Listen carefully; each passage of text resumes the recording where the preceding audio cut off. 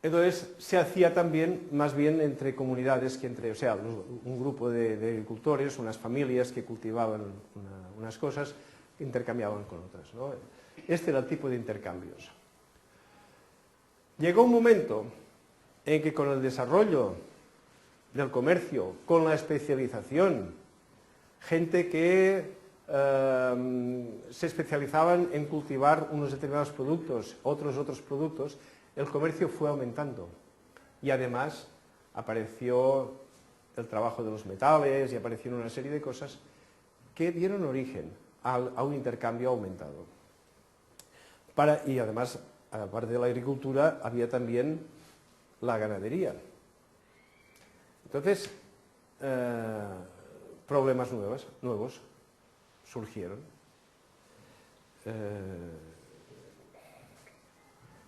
Por ejemplo, supongamos un caso que Brawley le quiere vender, le vende 5 cabras a Llorens y me las da a mí para que se las lleve.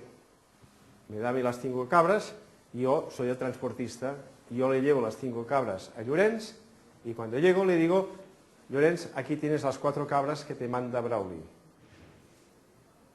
Y Llorens dice: ah, pues muy bien, aunque me parece que me había dicho que me mandaría 5, pero bueno, me ha mandado 4, pues por alguna. O sea, ¿cómo se soluciona este problema? Este problema se ve que es muy antiguo, porque ya tuvieron que inventar un método para solucionarlo. Y el método fue utilizar unos albaranes en los cuales se registraba. Brawley registra en este albarán lo que le está vendiendo a Llorens. ¿Cómo era este albarán? Pues una esfera de barro dentro de la cual se metían unas piedrecitas que representaban, pues en este caso, por ejemplo, las 5 cabras. Entonces, Brawley habría metido las 5 piedrecitas en una esfera, encima de la esfera pondría su sello, algún sello que pudiera reconocer Llorens, y que supiera que esta esfera es la auténtica que realmente ha emitido Brawley.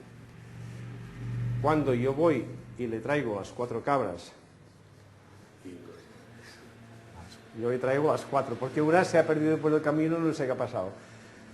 Le traigo las 4, entonces el Llorens la abre la esfera y dice: oye, que aquí hay 5 piedras, ¿dónde está la 5ª cabra?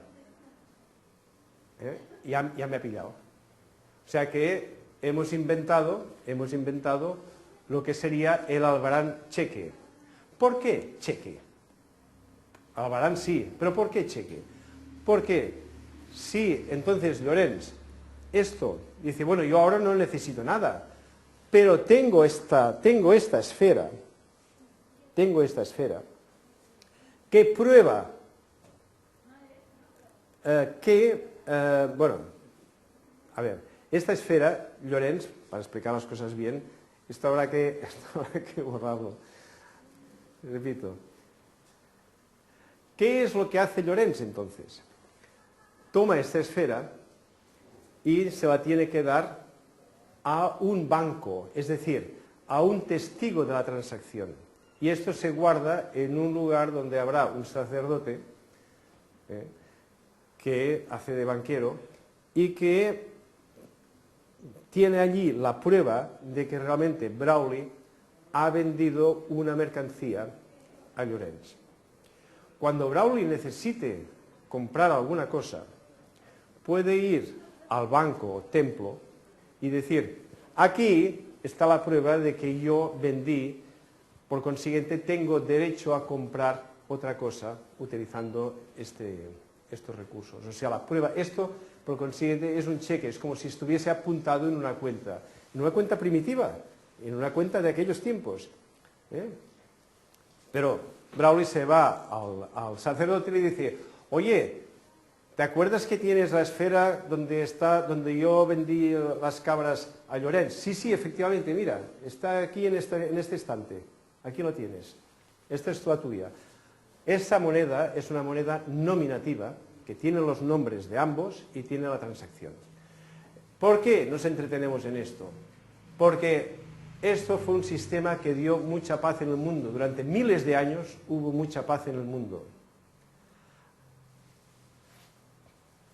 Las piedrecitas con el tiempo, una piedrecita se llama calculus, y calculi en plural, en latín, y es el origen del cálculo, precisamente porque era para contar, fueron sustituidas hace unos 8.000 años por unas marcas encima de la esfera. Y entonces la esfera ya además pasó a ser una tableta, tabletas con marcas, las tabletas convexas con marcas cuneiformes, y había nacido la escritura de alguna manera, porque ahora ya se hacían marcas encima del barro.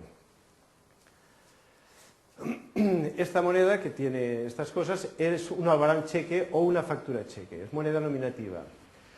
En el Templo Rojo de Sumer todavía hay hoy día las operaciones bancarias durante 200 años, del año 3400 hasta el año 3200 a.C.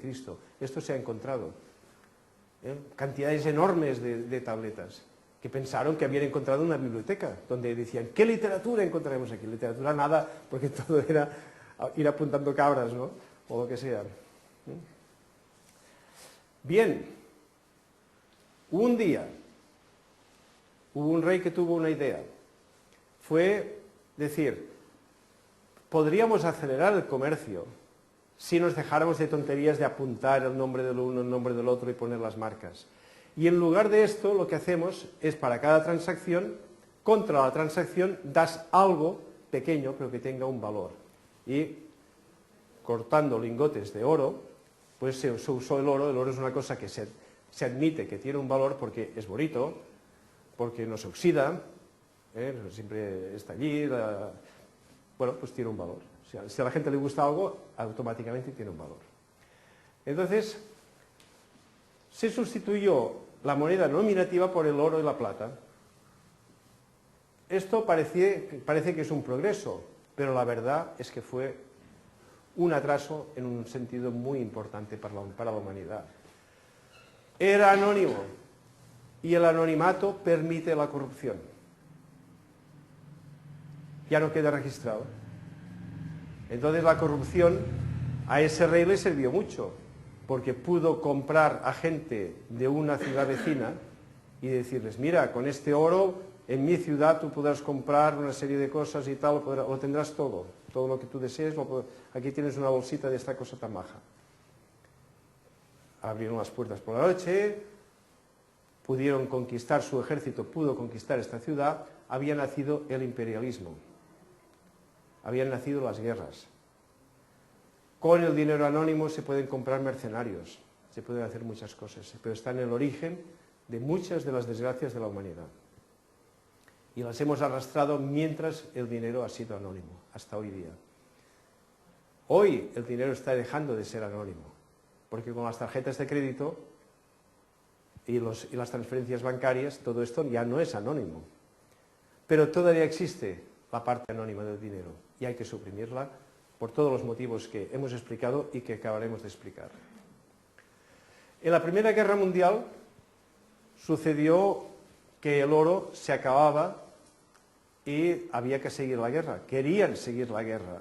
Estuvieron a punto de firmar la paz y hubo una reunión de banqueros, un poco criminal, que dijeron, no, esto se puede solucionar, no hace falta acabar la guerra, por falta de dinero.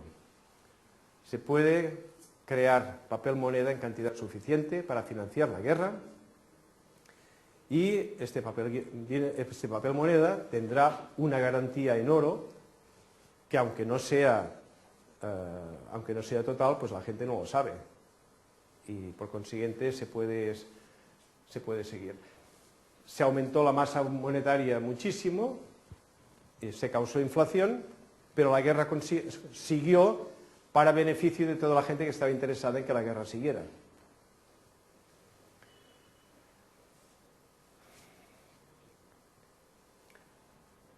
Y llegamos al punto en que en el año 1971 el presidente Nixon de los Estados Unidos desvinculó totalmente ya el dólar del valor del oro.